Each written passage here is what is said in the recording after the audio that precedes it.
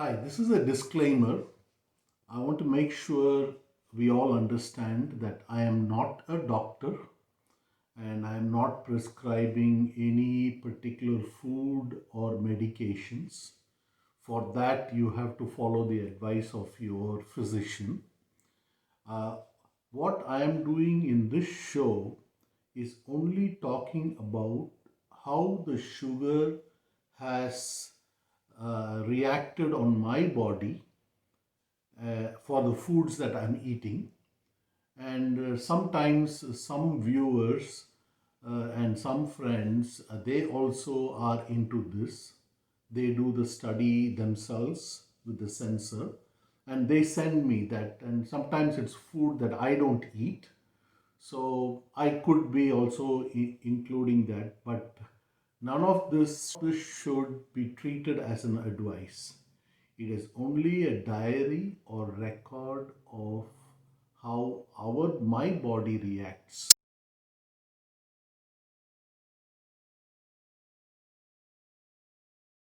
Here's the list of the Western breakfasts that I've studied, and I'm going to show you. This is just the beginning. The more shows will be coming with other foods. So here was one egg, two sausages with pomegranate and papaya. Then here this is scrambled eggs with onions, two sausages and a half a banana. Here it is just two eggs sunny side up with half a banana. Then here we have just three sausage links with half a banana. And here it is scrambled eggs over a slice of toasted bread, two sausage links and papaya. Here we have one whole bagel cut into two, toasted with margarine. And we have the same uh, two slices of the bagel, one bagel with cream cheese. So this is what we are going to study today. Here, the first the one in the list today is something that surprised me, but I'm going to show it to you for whatever the results were, and then I will redo the study because I'm not sure if the numbers were correct. But here I had one egg sunny side up, uh, two links of sausage, some pomegranate, and a few pieces of papaya. And I had my breakfast around 8 o'clock that day. And then watch my sugar. It actually starts going down, down. And for about 9:30 in 1.5 hours, I had reached minus 29 from my baseline. This was a little shocking to me. And then it stayed there for the next 1.5 hours till about 11 o'clock. It was minus 22, means it had gone up slightly. And after that, it again started dropping all the way till by first time I was negative 45 points below. I have a feeling that this could be an anomaly, but for whatever it is worth, I wanted to show it to you and I'll redo the study. And I'm looking at the food and I'm looking at pomegranate. Yeah, could pomegranate be having such a sugar reducing effect or papaya? The other things I have studied, I have noticed in my dinners and things that will come in the future shows is sausage, which is made out of pork. And whenever I eat pork, my sugar drops. Could it be that we all know insulin is made from pork, from pigs? Maybe there is a link here. It's the meat, the pork, that is reducing. So this chart is definitely the best in this episode for Western breakfast that I have tried. Next is I had one egg scrambled, the same two sausages, and half an apple. And there are onions in this. And I had my sugar around 9 o'clock, 9:30 that day. And for about an hour, it stayed almost there. And over the next 1 hour, it went up to 17. And then in the next 1 hour, about 12:15, it had gone up 23 points from my baseline. And then it started dropping. And by lunchtime, I was only 13 points above my baseline. So this is very good for me. Uh, Everywhere when I show you the stuff, please be aware that this is how my body has reacted. You have to study your own. This can give you a general guideline. Though I had sausage here, maybe it's the onions that was added did not give us the same effect as the previous day, previous food. So this is a very good breakfast. In fact, this is almost my everyday breakfast. The next one was just two eggs with half a banana. And I took my breakfast around 8:39, and for an hour it remained almost there, you know, and then it started going up slowly, and by 10:30 it was 15 points above. And then in another hour, it had gone up slightly to 23. That was the maximum on that day. And then it started slowly dropping. It was 18 points by my lunchtime and then started dropping. So, this is a very good breakfast. I wanted to try it without sausages, just two eggs and a banana.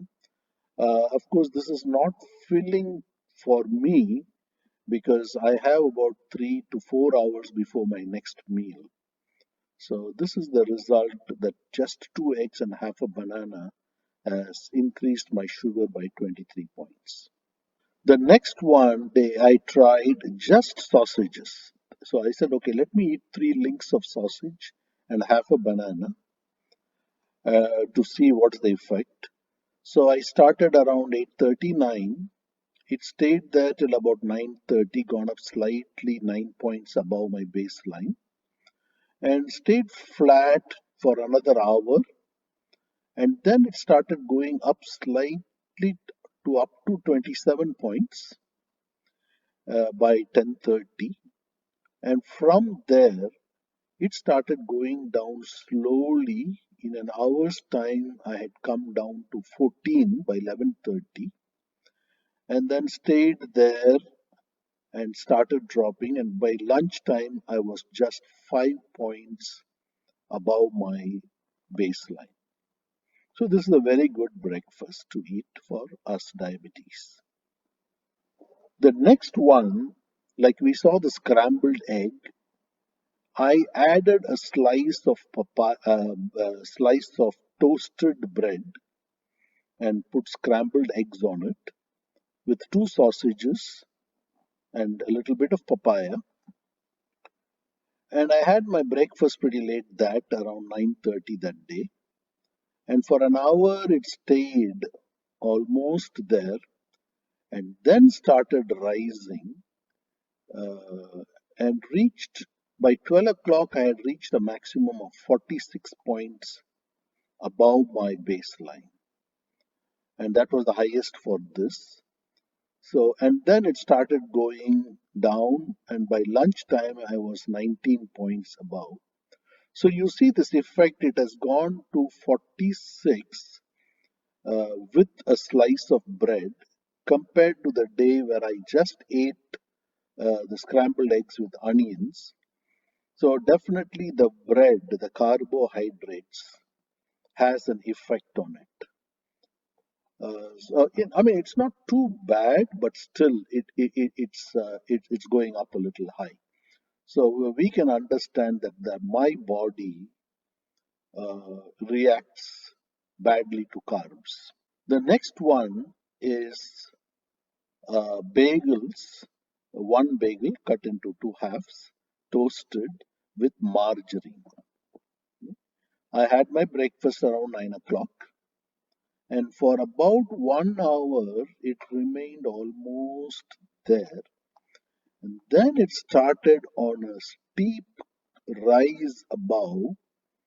Within half an hour, it had gone up to 37 points above, and in another half an hour, it had gone up to 86 points above. And this was the highest that it had gone on that day. And then it started dropping slowly, and in fact, it did not even reach, uh, anywhere. My lunchtime, I was 75 points, and then it stayed there for some time. So you can see the carb. Bagels are densely packed carbs compared to a slice of bread.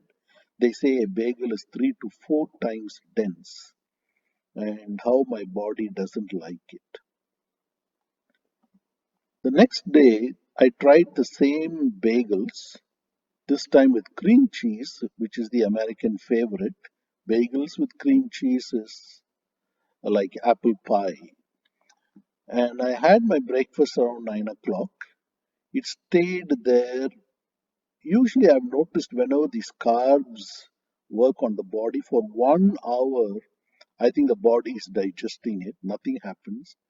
Then look at this curve, how steep it's going, very steep, and reaches 110 points above my baseline in half an hour. Then kind of stays there and reaches a maximum of 115 in another half an hour. So within an hour, it had gone up 115 points. And then it started going down slowly. In half an hour, it had come to 96 points above my baseline, stayed there for another half an hour, and then it started going down. And by lunchtime, I was 67 points above my baseline. So you see the amount of time and the level of sugar that is stays in my blood by eating these bagels. And this is what is very damaging to us. And always please keep in mind that this is the result of the foods on my body. Your body could react better than this, same as mine, or even worse. So this but will give you a baseline. Okay, so this is the effect for me. So you don't have to really do the study. You just need to know that if we have such dense carbs, this is how the sugar will react.